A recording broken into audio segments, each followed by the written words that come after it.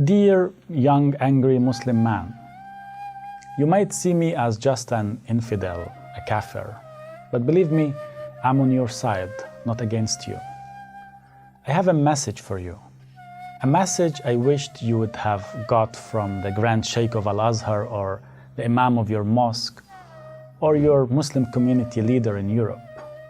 But since all of those don't care much about you, listen to this message from me.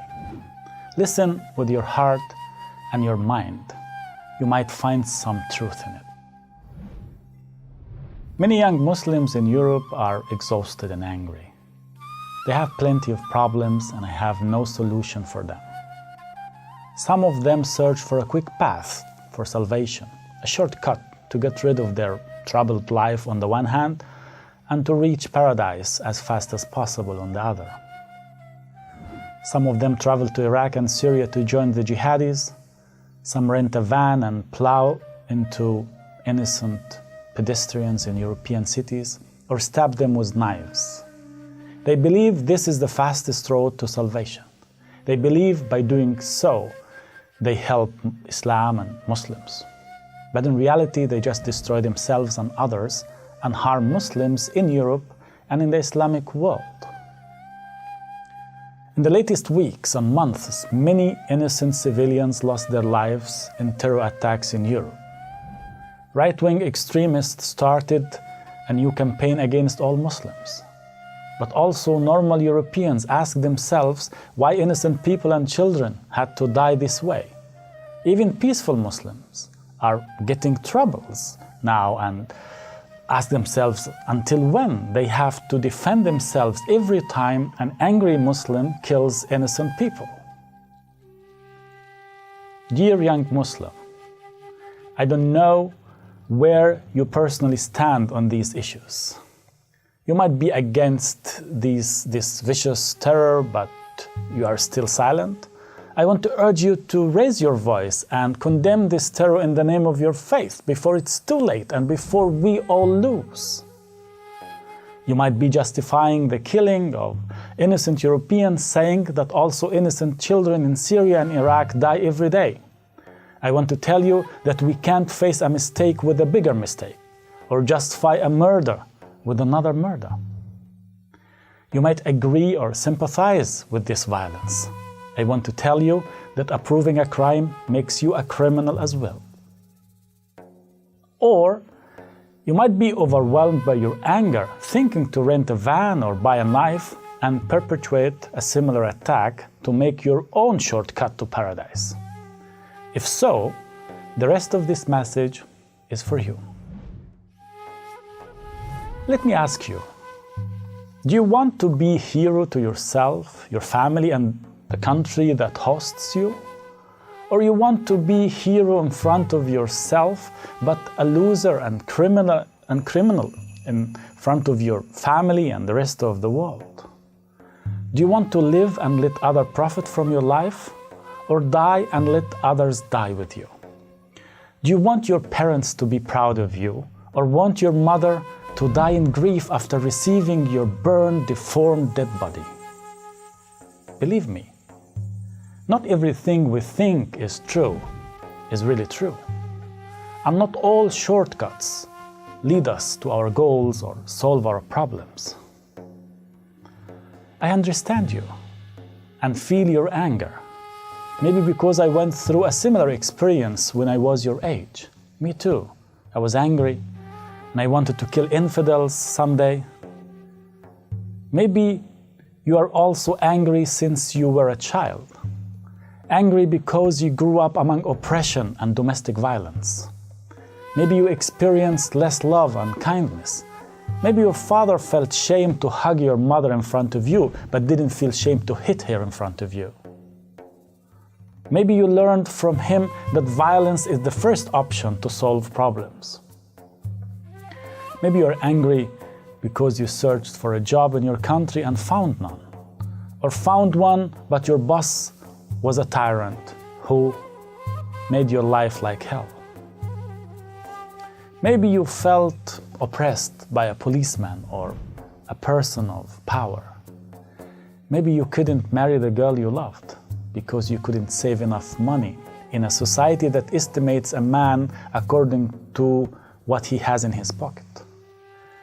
Maybe you're angry because your family sold all they have and made debts to save the price for your ticket to Europe or to pay the smuggler. Maybe you took a risky journey through the sea to reach the paradise but found the bitter reality here.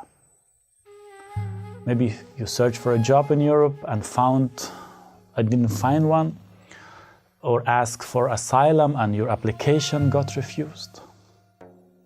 Everyone who leaves his country to live somewhere else faces tough problems.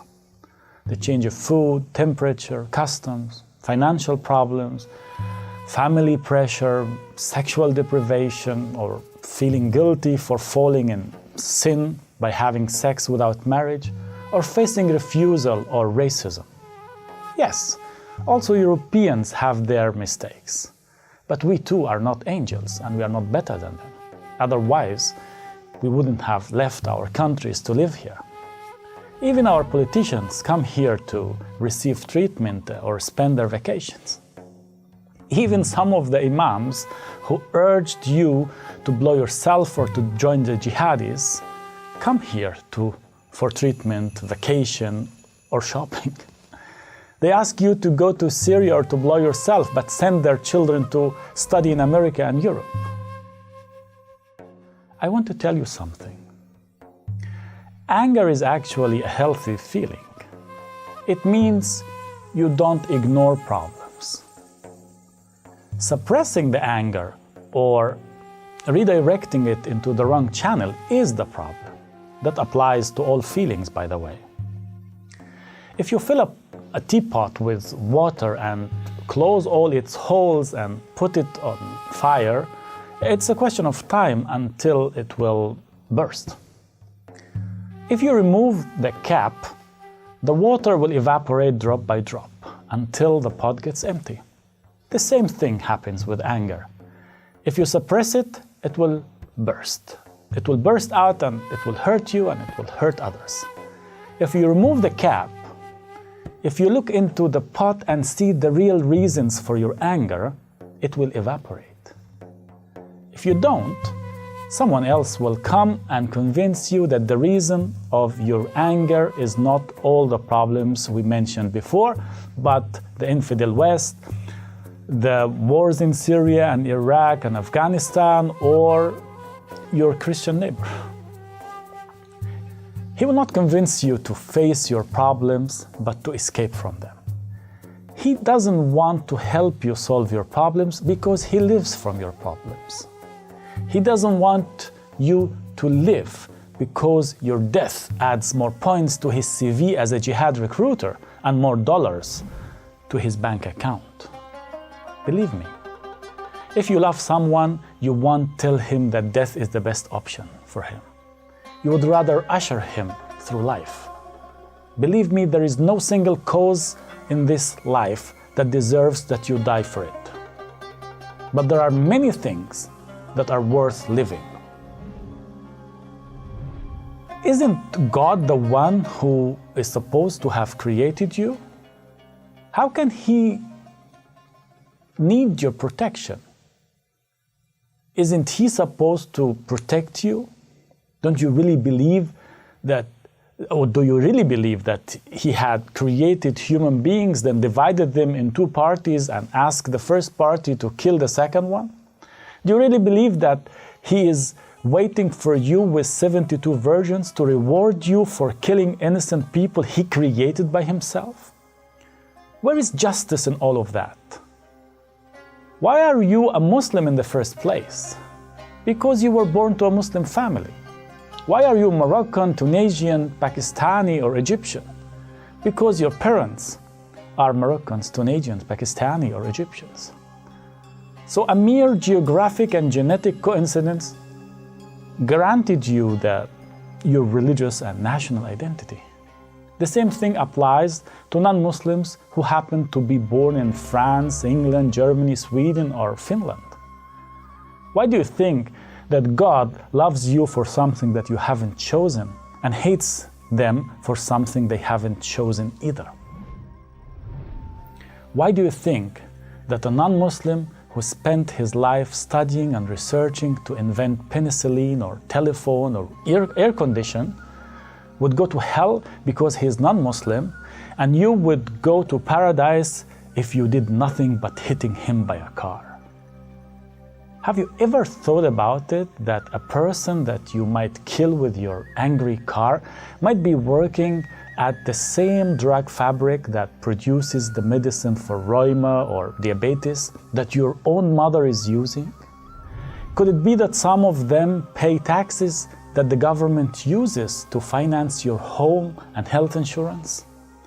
Or even if you don't profit from them, they don't deserve to be killed by you just because they opened their borders and allowed you in.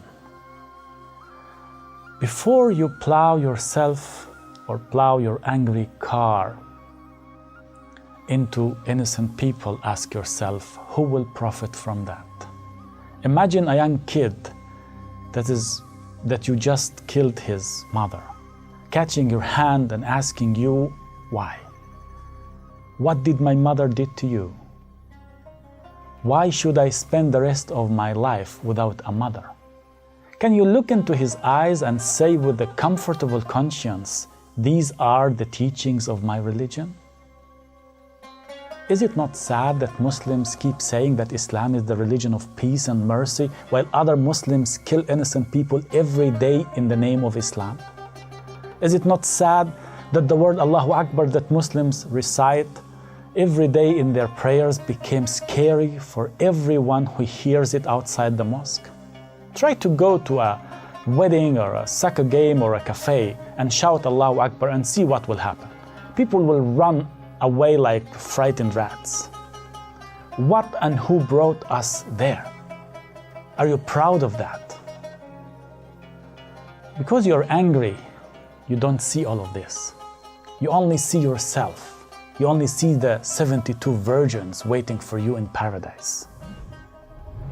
If violence really leads to paradise, why do you think that the imams that urge you to commit it don't go and blow themselves? Why do they send their kids to study in America and Europe, but send you to die in suicide attack? Why don't they build a hospital or school for you instead of sending you to a death missions? That's because they don't care about your life. They receive millions of dollars from Saudi Arabia and Qatar to recruit you. These countries don't pay these millions to defend Islam, but to defend their own interests. It's about fights over oil fields and gas pipelines. You are just a matchstick in this whole story. They use you one single time and then throw you away. Do you see now that this bloodshed has nothing to do with heroism? There is nothing heroic at all in escaping from the problems of life, even if you insist to call this jihad. It's rather heroic to face your problems like a real man and overcome them, to leave good traces on this earth before you go, instead of leaving destruction and blood traces behind you. To lead your own way in life instead of imitating or following others blindly like a sheep. If you want to change the world, start by making up your own bed. Learn a profession or help the needy. Marry and have kids.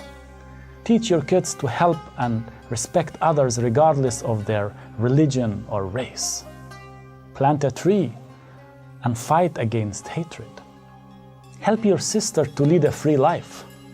And stand up to your imam in the mosque if he calls for violence or hatred.